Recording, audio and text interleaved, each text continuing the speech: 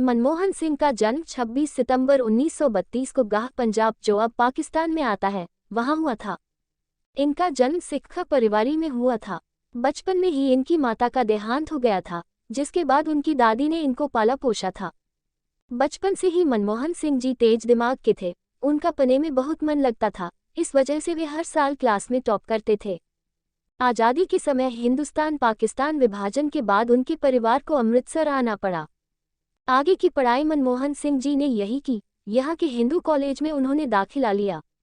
Graduation के लिए मनमोहन सिंह जी चंडीगढ़ गए, जहां उन्होंने पंजाब यूनिवर्सिटी से अर्थशास्त्र में ग्रेजुएशन किया। आगे की पढ़ाई के लिए वे कैम्ब्रिज व ऑक्सफोर्ड यूनिवर्सिटी चले गए। पढ़ाई पूरी करने के बाद भारत लौटकर वे पंजाब यूनिवर्सिटी व दिल्ली स्कूल ऑफ इकोनॉमिक्स में प्रोफेसर बन गए।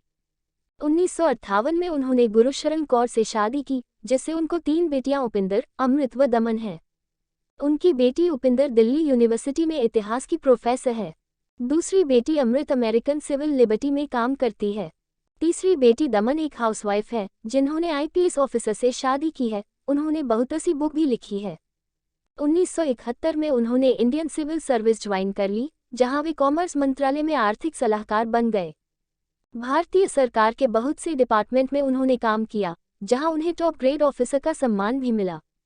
1991 में मनमोहन सिंह जी ने सरकारी नौकरी छोड़ राजनीति में कदम रखा। इस समय पीवी नरसिम्हा राव प्रधानमंत्री चुने गए थे। उन्होंने अपने कैबिनेट मंत्रालय में मनमोहन सिंह जी को वित्त मंत्री बना दिया। इस समय भारत बहुत बुरे आर्थिक दौर से गुजर रहा था। मनमोहन सिंह जी ने देश की अर्थव्यवस्था सुधारने के लिए कई देशों के दौरे किए। उन्होंने सबसे पहले सत्ता में आते ही लाइसेंस राज नाम की योजना को बंद किया। इसके अंतर्गत किसी भी बिजनेस में अगर कोई बदलाव होता है तो उसके लिए सरकार की अनुमति लेनी होगी। इस योजना से कई प्राइवेट फर्म को फायदा मिला। उन्हें स्वतंत्र बनाने से देश को आर्थिक फायदा मिलने लगा। 1998 में मनमोहन सिंह जी राज्यसभा के सदस्य चुने गए और 1998 से 2004 तक वे विपक्ष के नेता रहे। सन 2004 में हुए आम चुनाव में यूपीए सरकार की जीत हुई। इस जीत के बाद कांग्रेस पार्टी की अध्यक्ष सोनिया गांधी ने मनमोहन सिंह जी को भारत का अगला प्रधानमंत्री घोषित किया।